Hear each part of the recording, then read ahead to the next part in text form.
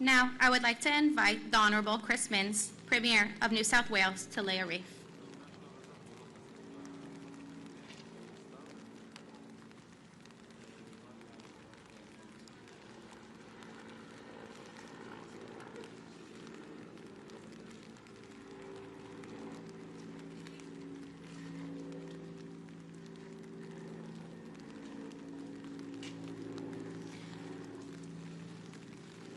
I'd like to invite Councillor William Nemesh, Mayor of Waverley Council, to lay a wreath.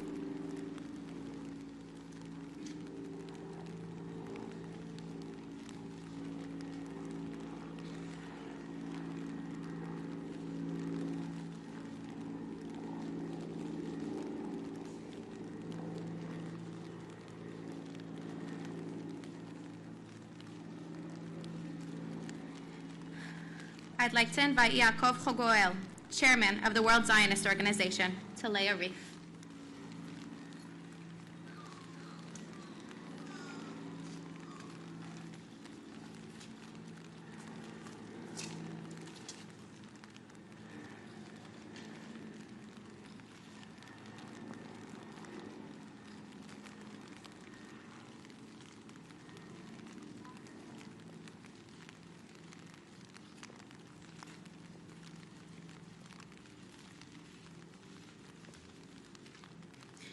I'd like to invite the Chairman of the Jewish Agency, Doron Almog, to lay a wreath.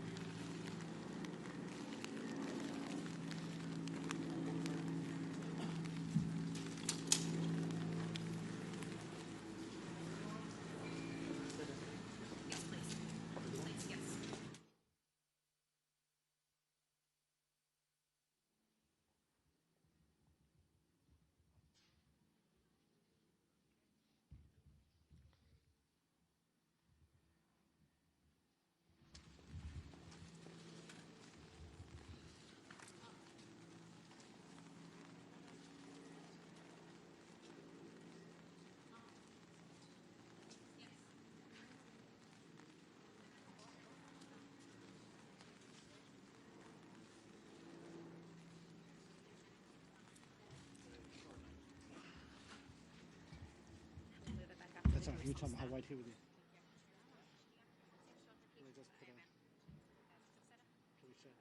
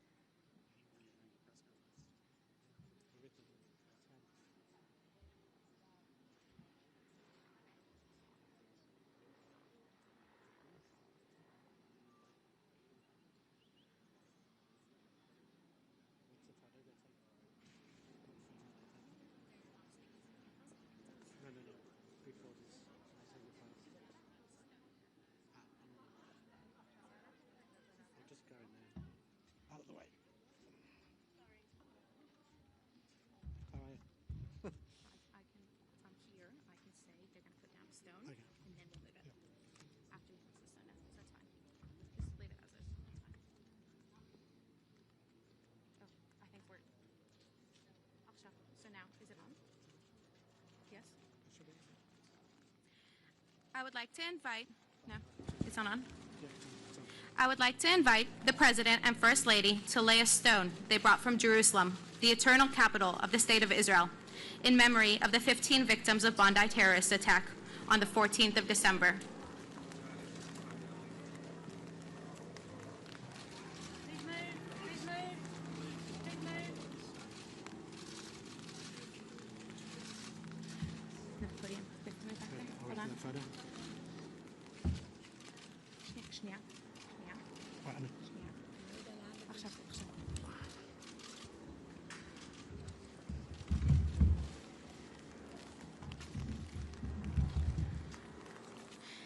I now invite the President of the State of Israel to make a statement.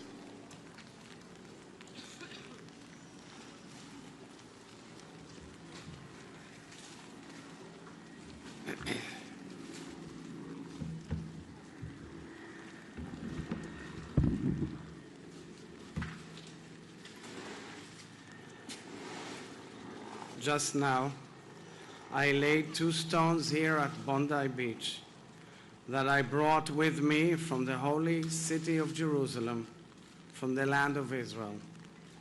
In Jewish tradition, we place stones on graves to represent the endurance of memory, the weight of loss, and the unbreakable bond between the living and those we have lost.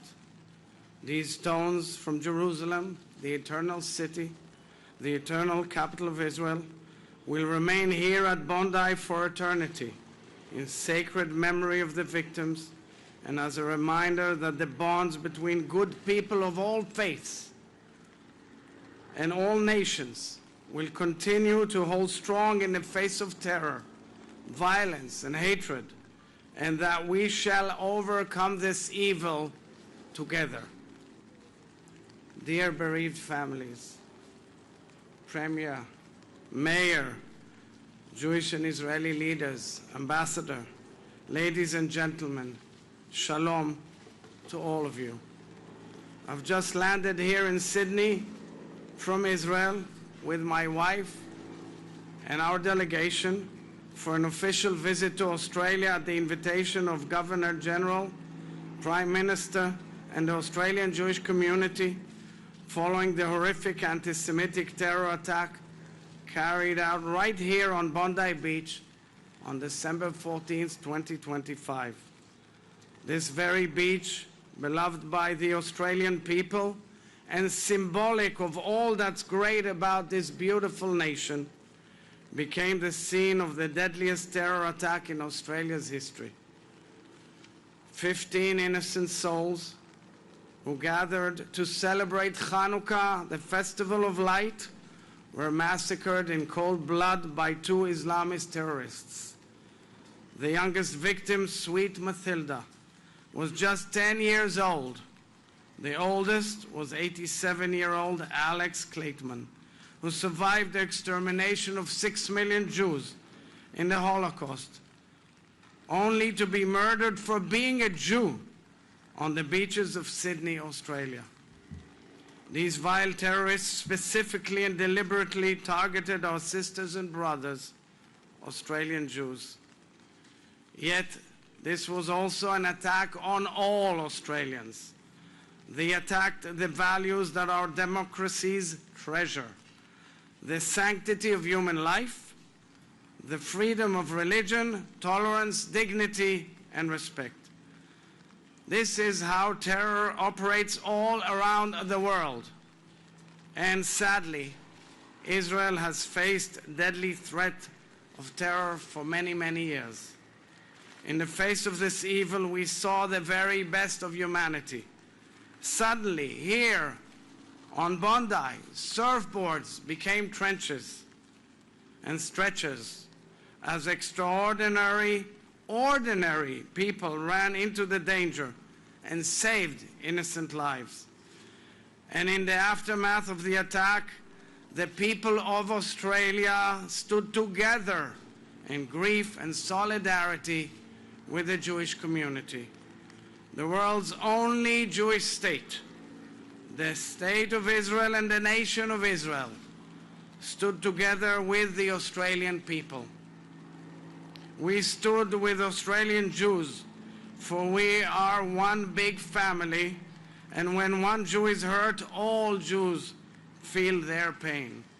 That is why I'm here today, to embrace and console the bereaved families. Anti-Semitism here in Australia is not a Jewish problem. It is an Australian problem and a global problem. Over the generations, one thing has become clear: hatred that starts with the Jews never ends with the Jews. This is why the current rise in anti-Semitism around the world is a global emergency, and we must all act to fight against it. I welcome the positive steps already taken by the Australian government to tackle anti-Semitism since the Bondi attack. Leaders across all sectors of society must speak out clearly and consistently against anti-Semitism, because silence in the face of hatred is complicity. Let me end by praying for the souls of the victims and the speedy recovery of the wounded, some of whom we've seen here. And bless. Adonai oz la'amo iten, Adonai yevarech et amo b'shalom. May God give strength to his nation. May God bless his nation with peace. Thank you. We'll take 2 questions from Australian media. Caroline Marcus. President Herzog, thank you for your good work. You've had the chance to meet with families and victims today for the first time. Many of them have spoke about their frustrations about the lead up to this attack. Do you share those frustrations? Could more have been done to prevent such an attack on the Jewish community? These frustrations were shared by many, many of us, including myself, where I alerted as I've seen this wave surge all over the world, and I've seen it in many countries, including Canada, Great Britain, the United States, and Australia, all English-speaking countries. And I've alerted way in advance, as well as many others, and that is why I understand this frustration clearly. And I hope the steps that were recently taken will bring change. This has to be a consistent, ongoing effort to change reality. A question from Israeli media.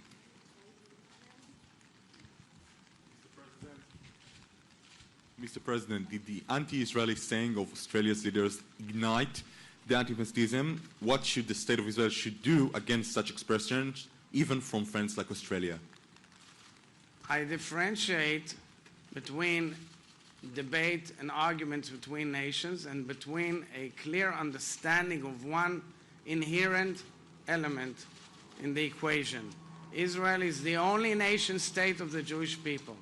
The International Holocaust Remembrance Alliance definition of anti-Semitism, which was adopted all over the world, clearly states that attacks and undermining their whole notion of the nation state of the Jewish people and its right to self-determination and the right to defend itself is anti-Semitism. And I think this has to be disseminated. You can argue on policies.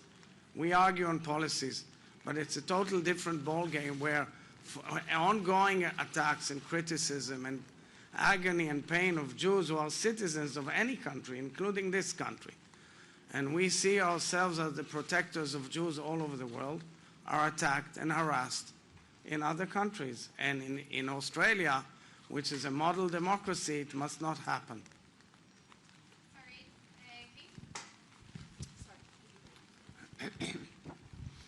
President Herzog, standing here at this solemn site where 15 people were killed indiscriminately, there are protests planned today in Sydney for people who are mourning 70,000 killed in Gaza, including 20,000 children. Can you reflect on what is the message to protesters, if you have one? Sure. First of all, it is important for me to say that I've come here in goodwill and in a message to the people of Australia. Australia and Israel are close friends and allies since the days of old. It was Australian soldiers who liberated the Holy Land as one of the greatest steps towards the creation of the homeland of the Jewish people. And it was Australia who was the first nation to declare and recognize Israel at the United Nations. And Australia is a close ally for years. And Israel was always a bipartisan issue in Australia. These demonstrations, in most cases, what you hear and see, comes to undermine and delegitimize our right, my nation's right, the nation which I am the head of state of its mere existence, and is contradictory to whatever ever said was said and done by Australia. And we did not seek that war. On October 7th, our nation was attacked terribly, and people were butchered, murdered, raped, and burnt and abducted. We have here bereaved Israeli families who came from the kibbutz Nir Oz, and came from the war in order to express their condolences here at Bondi, but also to make a clear statement and a message. We should all fight terror together. Terror is what undermines the whole availability of peace and the notion of peace in our region. As always, it was always the case and is always the case. And therefore, terror is unacceptable by any means. Thank you. One last question by Israeli media here. Can you just grab that microphone back? President Herzog, good morning. I would like to share with you a short story about a woman that was just met before a couple of moments. When we arrived to the hotel, we met a woman named Ella Bella. When she heard us speaking Hebrew, she started to cry. She showed us a high necklace hidden under her shirt and said that she was moved by your visit here. She asked that you, as the President of Israel, demand the Australian government protect the Jewish community here. So I want to ask you, please, President, what will you say to the leaders of this country regarding this? And what is your answer to Ella Bella? And the last question, what does the official visit mean to you, personality? So first, Ella is a sister of ours, of all of us. She's an Australian sister, and she is a Jewish sister. And she's dear to our hearts like every Jew around the world. And no Jew should feel harassed, and no Jew should feel that he is limited in any way in expressing her or his Jewish identity. And this, unfortunately, is the main challenge of fighting and combating anti-Semitism. This visit means a great deal to me, and my wife and I and our delegation are very moved to be here. We were shaken to our core when we first heard about the Bondi Beach attack. Our heart missed a beat, like all Israelis and all Jews. And I'm here to express solidarity, friendship, and love. And I also believe that this is an opportunity to upgrade the relations between Israel and Australia, because we are two democracies that share values together, and we are confronting the roots of evil from all over the world. And we should do so together. And finally, I want to send a message to our brothers and sisters all over the world. You're not alone. The nation and the state of Israel are with you. The Jewish people are with you. We should stand together, and we should be proud of our identity, our Jewish identity. Thank you. Thank you all. We must conclude. Thank you to President Isaac Herzog, First Lady Herzog, and for everyone attending here today. This concludes our press conference.